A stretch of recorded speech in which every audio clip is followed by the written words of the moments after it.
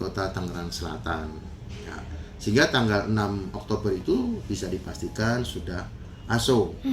Nah, arti sudah pastikan ini itu sesuai dengan arahan dari Kepala Gugus Tugas Bapak Geri, Direktur Penyiaran, dan pada waktu juga ada Ibu Deken dipastikan bahwa tanggal 5 itu ASO.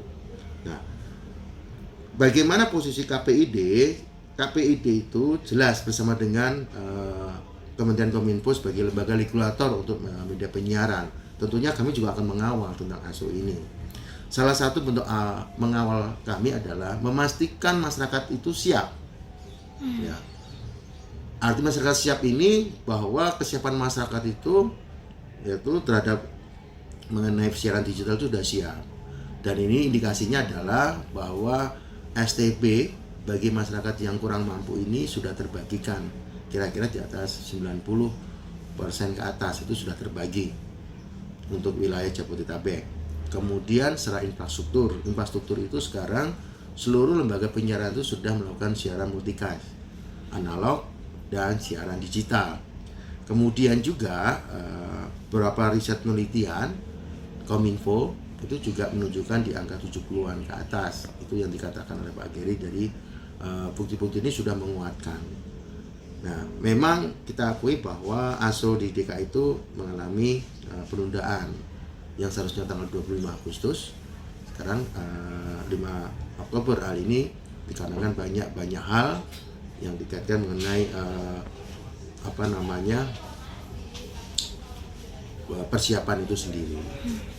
Ini ya, ini untuk ASO. Jadi sekarang ASO ini di tanggal 5 dipastikan ya sesuai dengan petunjuk arahan ya harus jalan itu. Lalu untuk set top box sendiri STB-nya itu udah dibagi berapa, Pak?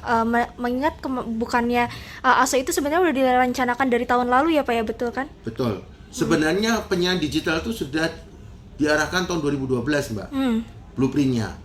Tapi kan ada gugatan yang kemudian menurutnya tidak ada payung hukumnya. Sekarang payung hukumnya ada Undang Cipta Kerja yang menyebutkan bahwa semenjak Undang Cipta Kerja itu disahkan 2 tahun ke depan sudah harus ASO. Nah, hitungannya itu tanggal 2 November 2022. Sehingga memang ini bekerja semuanya.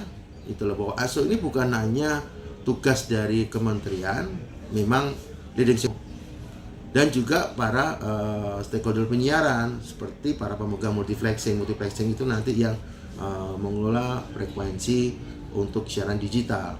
Kemudian juga lembaga penyiaran siaran digital, KPID dan semuanya, sehingga masyarakat bisa awareness dan segera untuk pindah. Karena kalau kita bicara tentang teknologi digital ini ya, bahwa kita tidak bisa lepas dari perkembangan zaman. Meskipun pro dan kontra, tapi sekarang sudah memasuki era revolusi yang keempat mau kelima, ya kan. Nah, ketika kita bicara tentang perkembangan zaman atau perkembangan teknologi komunikasi digital, inilah yang nantinya akan menjadi sumber adanya suatu konvergensi. Ya, jadi revolusi perubahan pada lembaga penyiaran itu sebenarnya pada era digital. Nah, penyiaran digital ini jelas secara kualitas gambarnya lebih bersih, kualitas suaranya lebih jernih, teknologinya lebih canggih. Nah, kecanggihan inilah nanti masyarakat selain akan disuguhi oleh kualitas gambar yang HD, yang gambarnya cukup bagus, suaranya jernih, juga teknologinya masyarakat bisa mengontrol, misalnya ada paralelog untuk mengontrol. Dan juga varian untuk materi siaran di era TV digital akan lebih varian. Bahkan saya bisa menilai bahwa dengan era penyiaran digital ini industri konten akan tumbuh. Kenapa tumbuh? Bahwa nanti banyak ruang media-media penyiaran ini. Bahkan dengan adanya ekosistem penyiaran akan tumbuh itu, orang akan lebih nyaman dan aman untuk berada di dalam lingkaran ekosistem penyiaran dibandingkan ekosistem media baru. Kenapa media baru? Perlu diketahui bahwa di dalam media penyiaran itu subjek hukumnya adalah lembaga penyiaran. Tapi kalau di dalam media baru, subjek hukumnya adalah orang yang mendistribusikan.